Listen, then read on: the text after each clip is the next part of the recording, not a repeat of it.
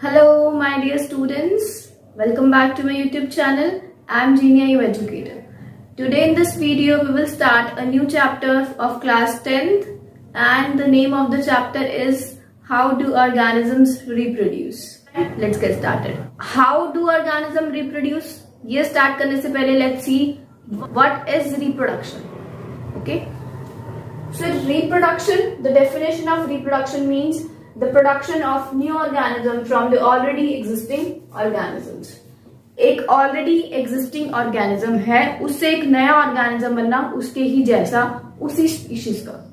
That is reproduction. Now let's see why there is need of reproduction. अब तक हमने life process में ये पढ़ा था कि we do various processes like nutrition, respiration, etc. for maintaining our life, right? But reproduction क्यों करें? reproduction में तो energy ऑर्गेनिज्म की वेस्ट होती है, कंज्यूम होती है, तभी उसे एक नया ऑर्गेनिज्म बन रहा है. एक ऑर्गेनिज्म अपनी बॉडी से एक दूसरा ऑर्गेनिज्म बना रहा है, राइट? तो उससे क्या हो रहा है कि कंज्यूम कर रहा है वो प्रोसेस, राइट? तो वो एनर्जी वेस्टिंग या एनर्जी कंजप्शन का प्रोसेस क्यों जरूरी है, क्यों हो रहा है? Let's see that. Now it is significant because for the survival of species on अर्थ. क्यों जरूरी है रिप्रोडक्शन? ताकि अर्थ पे जितने भी स्पीशीज हैं, we know that millions of species are there on earth for all the plants and animals, and उनके survival के लिए ये इंपॉर्टेंट है. मीन्स फॉर एग्जाम्पल एक स्पीशीज है, अगर वो स्पीशीज रिप्रोड्यूस ही नहीं करेगी, अपने आगे नेक्स्ट जनरेशन नहीं बनाएगी, तो उससे क्या होगा? वो स्पीशीज तो खत्म हो जाएगी, राइट? ह्यूमंस भी रिप्रोडक्शन कर रहे हैं. अगर ह्यूमंस ने रिप्रोडक्शन नहीं किया होता तो क्या आज हम प्रेजेंट होते? Obviously not, right? ये टाइम पे जितनी भी स्पीशीज प्रेजेंट है पूरे अर्थ पे, वो किस वजह से है? रिप्रोडक्शन की वजह से. ठीक है. So reproduction is essential for the survival of species on earth and for the continuity of life on earth. So यहाँ हैशटैग लगाया है कोरोना वायरस. कोरोना वायरस है, वो भी क्या कर रहा है? खुद को रिप्रोड्यूस कर रहा है, खुद को मल्टीप्लाई कर रहा है. अगर उसने मल्टीप्लाई नहीं किया होता, क्या इतने सारे लोग इफेक्ट हो पाते? Obviously not, right? तो किसी भी ऑर्गेनिज्म की, चाहे वो बैक्टीरिया है, वायरस है, या कोई ह्यूमन बीइंग ही क्यों ना हो, सभी की रिप्रोडक्शन जरूरी है. सो now let's see what is DNA कॉपिंग. DNA कॉपिंग से पहले ये जान लो डीएनए होता क्या है. What is DNA? DNA is the deoxy ribonucleic acid. ये तो होगी डीएनए की एक्सपेंशन, उसकी फुल डीऑक्सी राइबोन्यूक्लिक एसिड. अब ये करता क्या है? Let's see that. सेल पढ़ा है सभी ने लोअर क्लासेस में. सो सेल के अंदर क्या होता है? लेट्स सी, ये सेल है. सेल के अंदर क्या होता है? Nucleus, right? और न्यूक्लियस के अंदर क्या होता है? Chromatin fibre. जब ये क्रोमेटिन फाइबर कंडेंस हो जाता है तो ये क्या बनाता है? Chromosomes, right? अब इस क्रोमोसोम के ऊपर क्या होता है? It has genes which carry the DNA. Okay, is it clear to everyone? Cell के अंदर न्यूक्लियस होता है. न्यूक्लियस के अंदर जब क्रोमेटिन फाइबर्स कंडेंस हो जाते हैं उसको क्रोमोसोम्स बोलते हैं. न्यूक्लियस के अंदर क्रोमोसोम्स होते हैं. क्रोमोसोम्स क्या कैरी करते हैं? क्रोमोसोम्स के ऊपर जीन्स होते हैं. और जीन्स किससे बने हैं? या जीन्स के अंदर क्या होता है? Deoxy ribonucleic acid. अब ये डीऑक्सी राइबोन्यूक्लिक एसिड है क्या? क्या कर रहा है ये? DNA carries the genetic information. Genetic information क्या है? जेनेटिक इंफॉर्मेशन मींस ऐसी इंफॉर्मेशन जो आपके जीन्स कैरी कर रहे हैं और जो नेक्स्ट जनरेशन में पास ऑन होती है, पेरेंट्स से उनके बच्चों में जाती है. आप अपने पेरेंट्स से कुछ सिमिलर हैं, आपकी कुछ कैरेक्टरिस्टिक्स, आपकी कुछ आदतें ऐसी होंगी जो आपके पेरेंट्स से मिलती होंगी, आइदर मदर और द फादर, राइट? वो क्या होती हैं? वो किस वजह से हुआ है कि डीएनए ने उस जेनेटिक इंफॉर्मेशन को फादर से, डीएनए ने उस जेनेटिक इंफॉर्मेशन को उस पर्टिकुलर ट्रेट के लिए, उस पर्टिकुलर कैरेक्टरिस्टिक के लिए, उस हैबिट के लिए जेनेटिक इंफॉर्मेशन को क्या किया है? ट्रांसफर किया है पेरेंट से ऑफस्प्रिंग में या चाइल्ड में. ठीक है. So carries the genetic information and this DNA is passed on to the next generation. DNA replicate करता है खुद को, कॉपी बनाता है खुद की, रेप्लिकेशन करता है और फिर उसको जो कॉपी बनी है उसको नेक्स्ट जनरेशन में पास ऑन करते हैं. ठीक है. Now what is the significance of this? What is the importance of this DNA copying or replication? It transfer the traits like your characteristics. For example, your hair color, your face shape, your eye color. ये सारे क्या हैं? These are called as the traits, जो कि हम chapter 9 में heredity में पढ़ते हैं. ठीक है. एक बार के लिए यहाँ देखो कि डीएनए कॉपिंग से क्या हुआ. डीएनए कॉपिंग इंपॉर्टेंट है ट्रांसफर करने के लिए ट्रेड्स को. अगर डीएनए कॉपी नहीं होती तो ट्रेड्स ट्रांसफर नहीं हो पाएंगे पेरेंट्स से ऑफस्प्रिंग यानी चाइल्ड में. ठीक है. या नेक्स्ट जनरेशन में नहीं जा पाएंगे. And second one, it introduces variations. Now what do you mean by these variations? Variations का लिटरल मीनिंग क्या हो गया? Changes.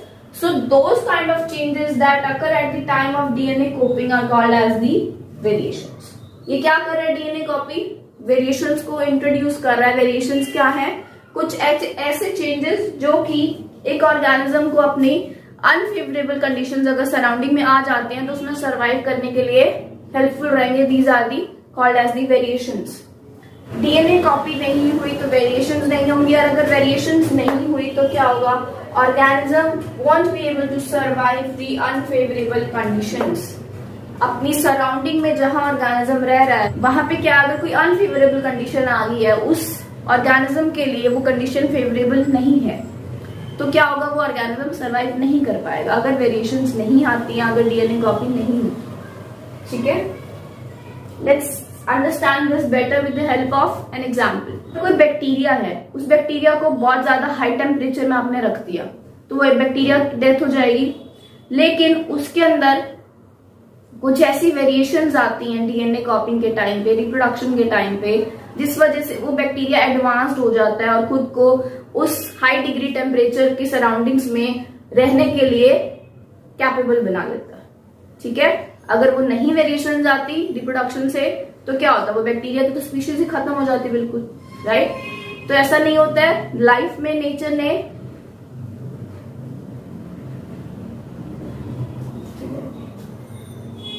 So that is the importance of variations. That अगर वेरिएशंस नहीं आएंगी तो ऑर्गेनिज्म अनफेवरेबल कंडीशंस में सर्वाइव नहीं कर पाएगा. फॉर एग्जाम्पल, एक और एग्जाम्पल लेते हैं कोरोना वायरस का ही. अगर कोरोना वायरस वेरिएंट्स नहीं बनाता अपने, वी नो स्टार्टिंग से अब तक कोरोना वायरस के कितने वेरिएंट्स बन गए हैं. राइट. वो वेरिएंट्स क्यों बना रहा है अपने? ताकि वो भी यही चाहता है कि मैं अपनी जो स्पीशीज है उसको बरकरार रख सकूं. ठीक है ना.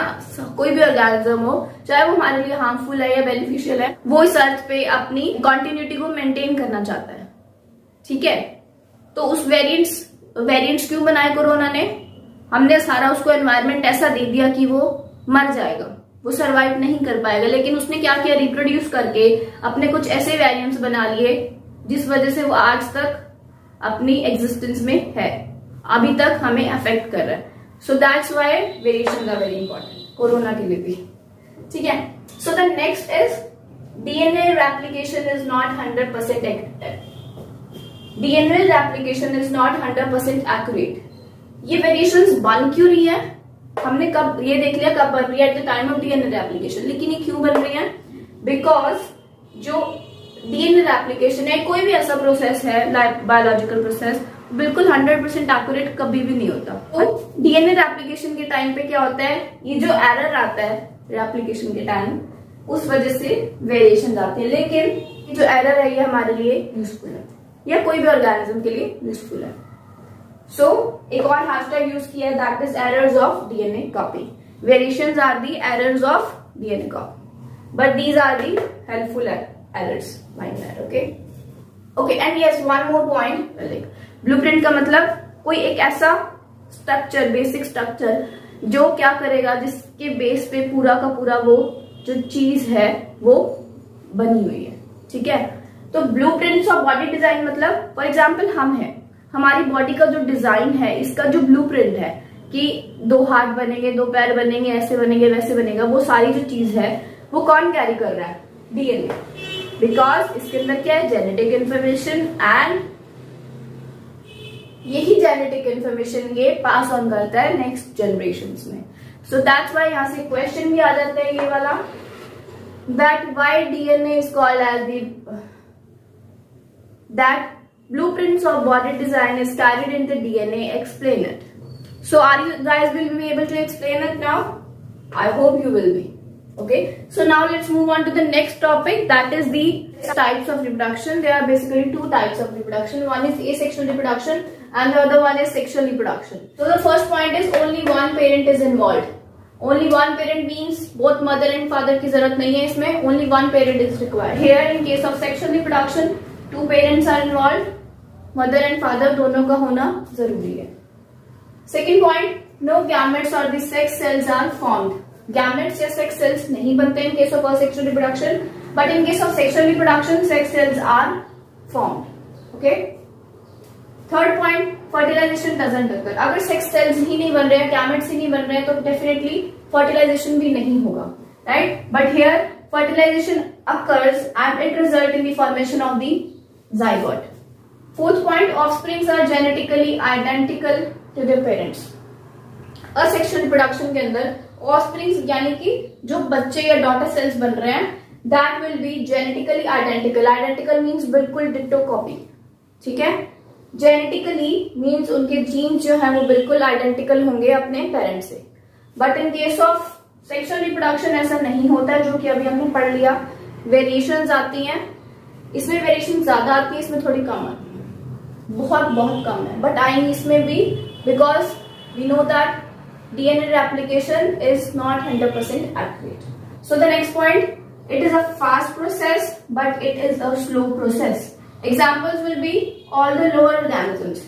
Lower organisms जो भी हो गए वो इस कैटेगरी में आएंगे asexual reproduction, जैसे कि amoeba, hydra and fungus etc. So here the example is both plants and animals. Animals will be the higher animals. ठीक है, इनको छोड़ के except this that will reproduce sexually. Though plants asexual reproduction से भी reproduce करते हैं, but ये सेक्सुअल की कैटेगरी में आते हैं in general. Okay, so now let's talk about the asexual reproduction. So asexual reproduction क्या होती है वो हमने सारी पढ़ ली, ये सारे पॉइंट्स आ जाएंगे उसमें. Now let's see the sub types of asexual reproduction. The first one is fusion. Mind that it is different from fusion. Formation, combination mean जब दो मिलके एक बना रहे हैं. ठीक है, बट हेयर फ्यूजन में क्या हो रहा है, ब्रेक डाउन, एक से दो बन रहे हैं. This is fusion and this is fusion. Okay, so here in the fusion the unicellular organism, mind that this will happen only in the unicellular organism. The unicellular organism divide into two और मोर daughter cells और the new organism. एक organism जो unicellular organism है उसको बोल रहे हैं parent cell. एक पेरेंट सेल डिवाइड होगा, या तो दो में डिवाइड हो सकता है या दो से ज्यादा में. ठीक है, और क्या बनाएगा, न्यू ऑर्गेनिज्म, जिसको बोलते हैं डॉटर सेल्स. ठीक है, so the parent cell divide to form the daughter cells. अगर दो डॉटर सेल्स बनते हैं तो वो फ्यूजन हो जाएगा, बाइनरी फ्यूजन. एंड अगर दो से ज्यादा बनते हैं daughter cells, that fusion will be the multiple fusion. Okay, examples of binary fusion is amoeba and the example of multiple fusion is plasmodium. I hope this is clear to all of you. Let's understand the binary fusion with the help of a diagram. Here the parent amoebal cell is there. इसके अंदर nucleus है. Its nucleus will start stretching. Nucleus stretch होना start हुआ. After that क्या होगा, ये nucleus यहाँ से सेपरेट हो जाएगा और दो न्यूक्लियस बन गए. अब इसके बाद ये जो साइटोप्लाज्म है इट विल स्टार्ट स्ट्रेचिंग. क्या प्रोसेस होने लगेगा, प्रोसेस को बोलते हैं साइटोकाइनेसिस. साइटोकाइनेसिस कंप्लीट होगी तो उससे क्या बनेंगे, टू डॉटर सेल्स और daughter amoeba cells will be formed from one parent amoeba. एक से दो सेल बने, so that's why we are calling it as the binary. Binary means two, binary fusion. अगर मल्टीपल फ्यूजन का case देखें, plasmodium का example, multiple fusion. Cyst के अंदर प्लाज्मोडियम होता है, सेल ऑफ प्लाज्मोडियम, उसके अंदर न्यूक्लियस है, जस्ट एज इट इज ही रहेगी. जो अंदर का सेल है plasmodium, it will divide into many daughter cells. वो एक सेल डिवाइड करके बहुत सारे डॉटर सेल्स बना लेगा. जब यहाँ से ये सिस्ट ब्रेक होगी तो उससे क्या होगा, जो डॉटर सेल्स अंदर सारे वो क्या होंगे, वो रिलीज आउट हो जाएंगे. So that is how one parent plasmodium cell is divided into many daughter cells. So that's why we're calling it as the multiple fission. The second type, that is budding. Budding means एक bud की formation होगी, ठीक है. Example, Hydra. Parent cell की body पे एक outgrowth निकलती है, दैट इज कॉल्ड एज बड. फिर ये आउटग्रोथ, ये बड ग्रो करता है, इसकी ग्रोथ होती है और फिर थोड़े टाइम बाद ये यहाँ से सेपरेट हो जाएगा और एक नया हाइड्रा बन गया. This is the budding.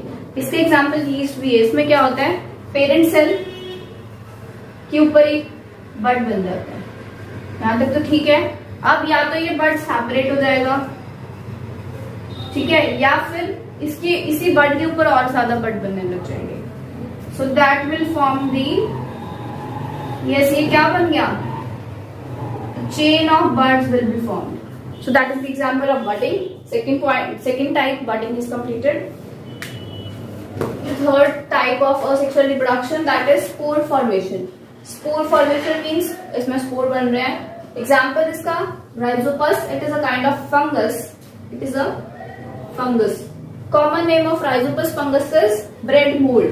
Means जब ब्रेड को आप बहुत टाइम तक रख देते हैं, स्टेल हो जाती है ब्रेड, उसको फ्रिज में ना रख के बाहर ओपन में, specially in case of summer season, तो उसमें क्या होगा, ब्रेड के ऊपर ग्रीन पैचेस वगैरह दिखेंगे आपको, दैट इज ब्रेड मोल्ड. अब फंगस ग्रो कैसे करती है, this is how it look likes.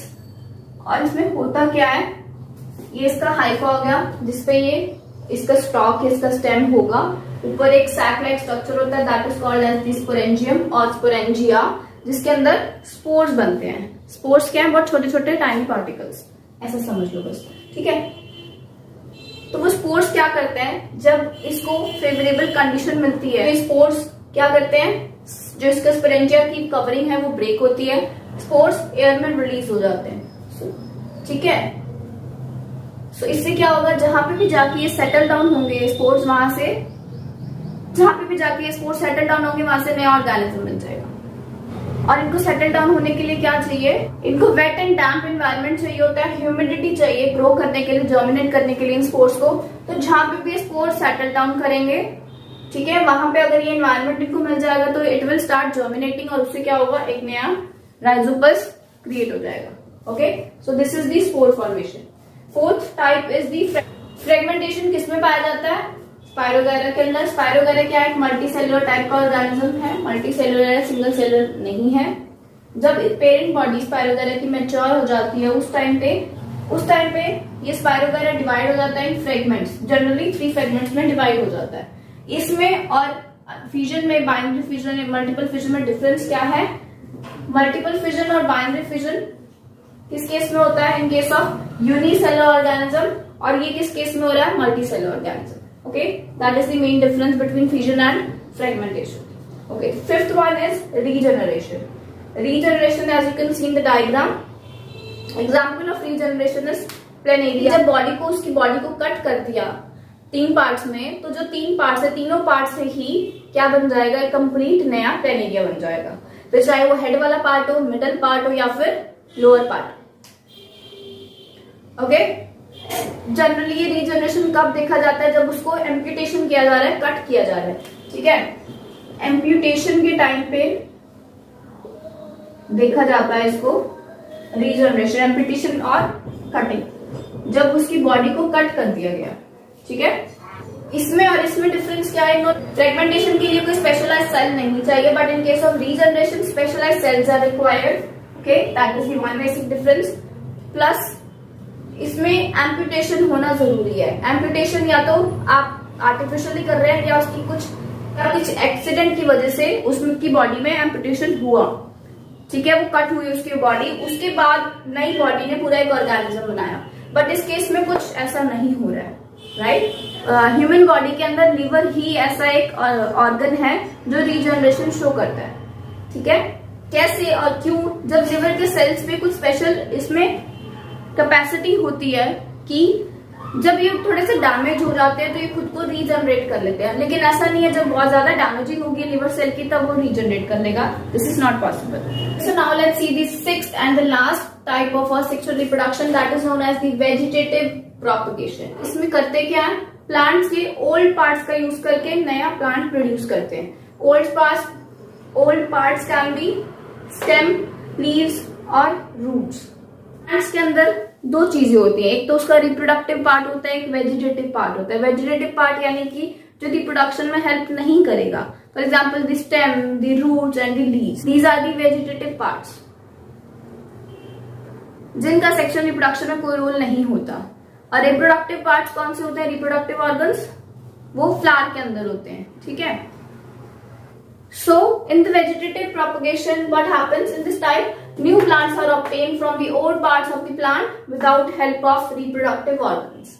Means flower का यूज किए बिना बाकी जो चीजें हैं प्लांट के अंदर, अदर स्टेम, रूट और लीव्स, उनका यूज करके क्या करते हैं? रिप्रोडक्शन का प्रोसेस करते हैं और सेक्सुअल रिप्रोडक्शन का। Example is first example Bryophyllum.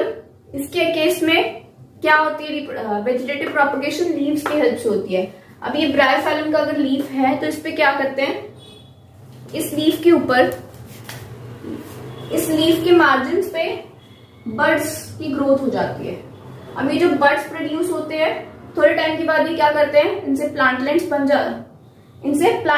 जाते हैं और ये प्लांटलेट्स फिर यहाँ से कट होके कहाँ चले जाते हैं? सॉइल पे एक नया प्लांट ग्रो हो जाएगा इससे, ठीक है। सो लीफ के मार्जिन पे बड्स बने जिससे प्लांटलेट्स बन जाएंगे और फिर जिससे एक नया फुली डेवलप्ड प्लांट बनना स्टार्ट हो जाएगा। Plantlets are the miniature plants. Starting जो मिनी पार्ट है प्लांट का उसको ग्रो बोलते हैं, ठीक है। Second is potato. पोटैटो तो सब खाते हैं, यू नो, आलू का फेवरेट होता है घर में, राइट। सो आलू कैसे करता है ग्रो? आलू भी वेजिटेटिव प्रोपगेशन शो करता है। कैसे? आलू क्या है basically? It is an underground stem और इसका नाम अंडरग्राउंड स्टेम में क्या दिया? Specifically tuber. सो अगर घर पे मम्मी बनाए ना आलू तो मम्मी को कहना हाँ आज मैं ट्यूबर खा रहा हूं या खा रही हूं। ओके, सो पोटैटो क्या करता है? पोटैटो भी वेजिटेटिव प्रोपगेशन की हेल्प से रिप्रोड्यूस करता है। कैसे? पोटैटो की जो आपने डायग्राम अगर देखोगे आप, पोटैटो के ऊपर क्या होती है? ऐसे कुछ निशान से होते हैं, राइट, है ना। अब ये जो निशान है these are called as the eyes of the potato. Potato की भी आंखें होती हैं। इससे क्या होता है? बर्ड्स निकलते हैं, यहाँ से बर्ड्स निकलते हैं और ये बर्ड्स क्या करते हैं? फिर इससे एक नया प्लांट बन जाता है। Okay, so these two are the natural types of vegetative propagation. Okay, now let's see the artificial type of vegetative propagation जो naturally नहीं हो रही है लेकिन हम उसको खुद से इंड्यूस करवा रहे हैं। First one is cutting. Plant है फॉर एग्जाम्पल रोज। रोज तो सबके घर में होगा, राइट। रोज को कैसे ग्रो करते हो?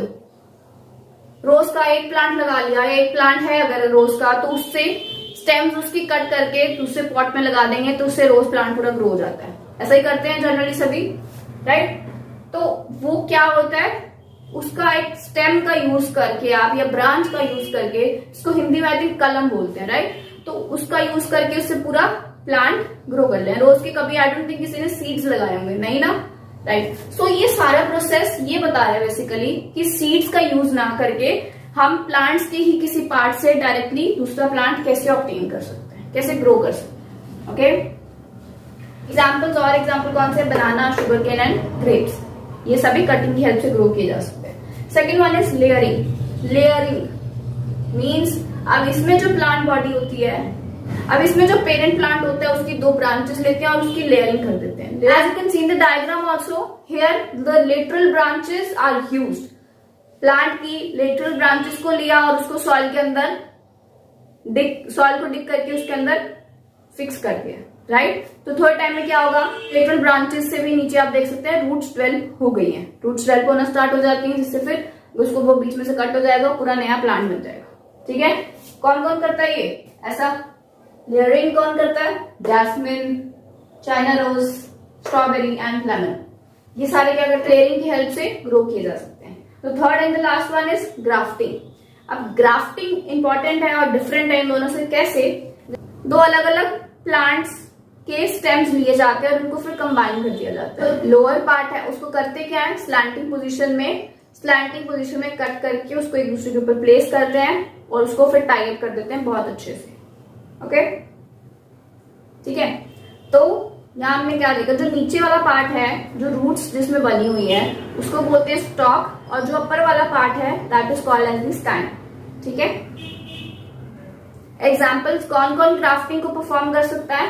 एप्पल, पीच एंड पियर, ये 3 है, या इसको ऐसे याद कर सकते हो आप, पीच, एप्पल, पियर। अब ग्राफ्टिंग में एक एडवांटेज क्या है ग्राफ्टिंग की, एज हमने देख लिया कि ग्राफ्टिंग में हम 2 डिफरेंट प्लांट्स को कंबाइन कर रहे हैं, है ना।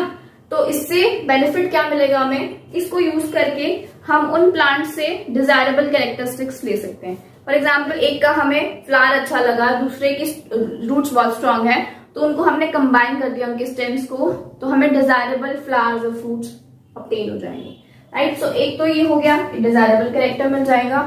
Second, variety of seedless fruits मिल जाएंगे।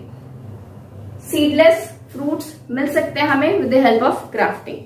सो yes, this is all about the vegetative propagation, the last type of asexual reproduction. इस पूरी वीडियो में हमने असेक्सुअल रिप्रोडक्शन हमने पहले देखा, इस पूरी वीडियो में हमने रिप्रोडक्शन के बारे में पढ़ा, रिप्रोडक्शन क्या होती है, रिप्रोडक्शन क्यों जरूरी है, डीएनए कॉपिंग क्या है, डीएनए एप्लीकेशन के टाइम पे वेरिएशंस कैसे आती हैं, वेरिएशंस का बेनिफिट क्या है, क्यों जरूरी है वेरिएशंस आना, and then the types of reproduction, asexual and sexual reproduction, difference देख लिया। Then we have studied 6 types of asexual reproduction, fission, इसमें 2 टाइप, बाइनरी मल्टीपल था, बडिंग, यीस्ट एंड हाइड्रा में, third one spore formation rhizopus में, fourth one भूल गए, है ना, फ्रेगमेंटेशन, राइट, फ्रेगमेंटेशन किस केस में, स्पाइरोगायरा में, fifth one regeneration in case of planaria and human liver also little bit, and the last one vegetative propagation, जिसके भी 2 टाइप्स थे आगे, natural and artificial. Okay, yes, कुछ एडवांटेजेस हैं vegetative propagation के जो आप लोगों को पता होने चाहिए। So here I am listing all the advantages of the vegetative propagation, you can read it out, बहुत इजी है, ये हम पढ़ चुके हैं सारा कि वेजिटेटिव प्रोपगेशन क्यों करें। डिफरेंस भी देख लिया था हमने स्टार्टिंग में, सेक्सुअल रिप्रोडक्शन में टाइम लगता है, इसलिए हम इस प्रोसेस को यूज कर रहे हैं, जल्दी हो जाएगी, इजीली बहुत सारे एक बार में प्लांट्स हमें मिल सकते हैं, डिजायरेबल कैरेक्टर्स के मिल सकते हैं, राइट, जितना जो भी हमें फ्रूट या फ्लावर चाहिए वो मिल जाएगा, एंड कमर्शियल लेवल पे इसका यूज किया जाता है, ये बहुत ज्यादा कॉस्ट फ्रेंडली रहता है। सो yes, this is all about today's video.